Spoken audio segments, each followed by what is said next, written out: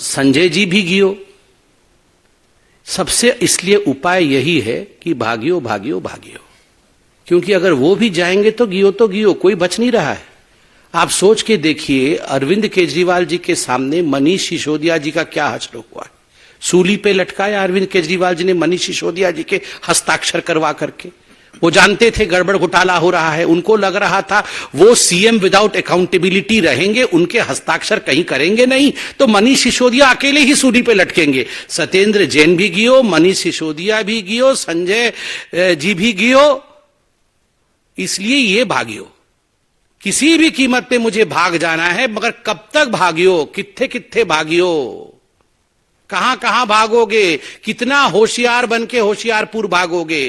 कहीं भी भागोगे, याद रखिए केजरीवाल जी, कानून के हाथ लंबे होते हैं, बहुत लंबे होते हैं।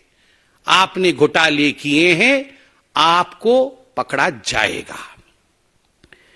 मुझे बड़ा आश्चर्य होता है, ये केजरीवाल जी की जो चिट्ठी थी पिछली बारी वाली, उस समय तो हमारे पत्रकार बंधुओं ने भी बहुत ही शिद्दत से हमसे पूछा था कि नहीं वो आज मध्य प्रदेश में जा रहे हैं, उनकी वहां रोड शो है, तो अच्छा परफॉर्मेंस करेंगे। नोटा से भी खोटा निकला है उनका परफॉर्मेंस, नोटा से भी खोटा वो परफॉर्मेंस रहा है पांचों राज्यों में आम आदमी पार्टी का। इसलिए ये बहाने देके भागने का काम अरविंद केजरीवाल और आम आदमी पार्टी छोड़ दे। सत्ता शराब इंडी अलायंस का मौसम खराब, सत्ता शराब इंडी अलायंस का मौसम खराब, तभी इधर उधर भाग रहे हैं आली जनाब। वो सब जानते हैं कि जो सत्ता की चाहत में शराब की घोटाला किया था उन्होंने, और जो इंडी अलायंस के सहारे सत्ता में प्रधानमंत्री बनने के सपने केजरीवाल जी देख रहे थे, अब वो सारा मौसम बिगड़ गया है। इस कारण से इधर उधर भाग रहे हैं। सत्ता शराब इंडी अलायंस का मौसम खराब, तभी इधर उधर भाग रहे हैं आली जनाब। ये तो था एक फेविकॉल का जोड़ शराब का और अरविंद केजरीवाल जी की भागने की कहानी।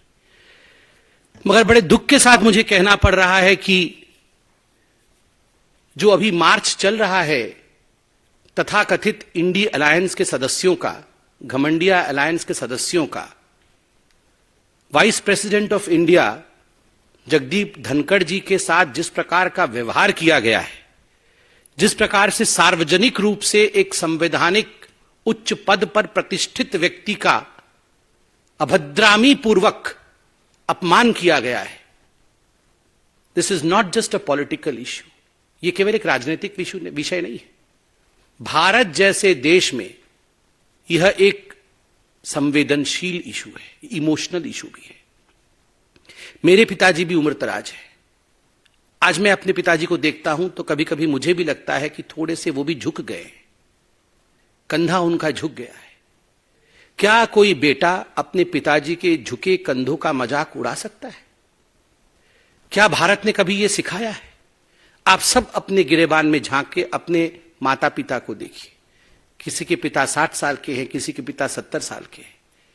हो सकता है रीढ़ की हड्डी थोड़ी झुक गई हो सकता है कंधे थोड़े झुक गए हो सकता है वो थोड़े बीमार हो, मगर क्या हम अपने माता पिता का मजाक बना सकते हैं? संसद की उन सीढ़ियों पर, वो मंदिर की सीढ़ियां हैं, वो हिंदुस्तान की सभ्यता की सीढ़ियां हैं, उन सीढ़ियों में उकेरा गया है हिंदुस्तान की कहानी। उन सीढ़ियों पर कोई आम व्यक्ति नहीं, उन सीढ़ियों पर जनता द्वारा चुने। तो यहाँ आप बीजेपी के प्रवक्ता संबित पात्रा को सुन रहे थे। वो अरविंद केजरीवाल पर निशाना साध रहे थे। ईडी का समन उनको, क्योंकि अरविंद केजरीवाल को भेजा गया है शराब घोटाले से जुड़े मामले में, वो पेश नहीं हुए हैं अब तक, तो उसी सिलसिले में हमलावर थे संबित पात्रा।